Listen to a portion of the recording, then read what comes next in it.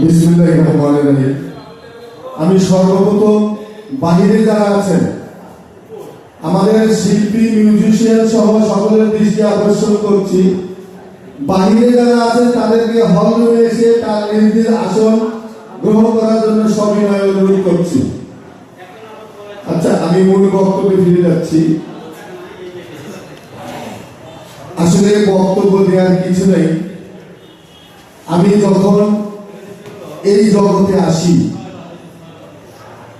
আমি ছোটবেলায় যখন আমি গুনগুন করে গান গাইতাম, আমি যখন ওয়াশরুমে গিয়ে গুনগুন করতাম, আমি ভাত খাবার বসে যখন গুনগুন করতাম, দাদা আমাকে দাবড়ে নিয়ে যেত, আমি লঙ্গি পরা ছিলাম, লঙ্গি খুলি টুলিয়ে মানুষ। এইরকম আমি গ্রামে গীত গাইতাম, কোনো মহিলা আমার ছাড়া গীত শুরু করতো না। তারপরে কাফেলা হতো রমজান মাসে, বিভিন্ন কাফেলা আমাকে হাত ধরে টানাটানি করতো, কারণ আমার কাছে কয়েকশো গজল ছিল আর মাইক্রোফোন ধরার অভ্যাস ছিল আমার। আমি সেখান থেকে আজকে এই জগতে আসছি।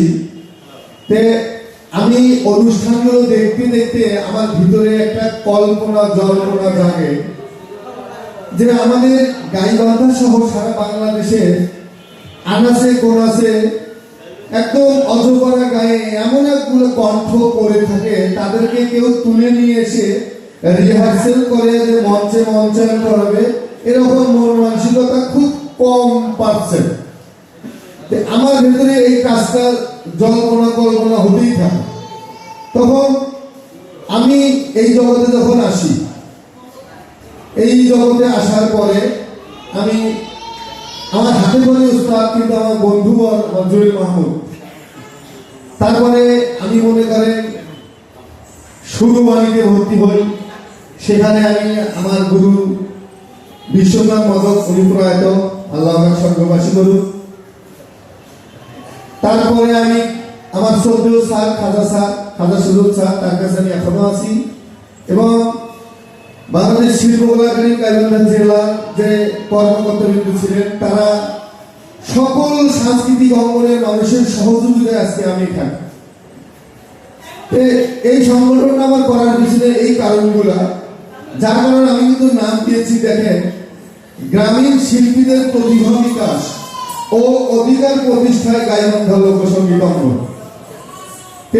আমি যেন এই অঙ্গনটাকে, এই গাইবান্ধা লোকসঙ্গীত অঙ্গনটাকে যেন সকলের সহযোগিতায়, সকলের দোয়া যেন লোকসঙ্গীত ফাউন্ডেশন করে তুলতে পারি। সবাই দোয়া করবেন এবং আশীর্বাদ করবেন, সহযোগিতা করবেন। এই বলে সকলের স্নেহ ও শ্রদ্ধা আদর এবং সালাম রেখে আমি আমার বক্তব্য শেষ করছি। অসংখ্য ধন্যবাদ জিয়াউর রহমান জিয়া।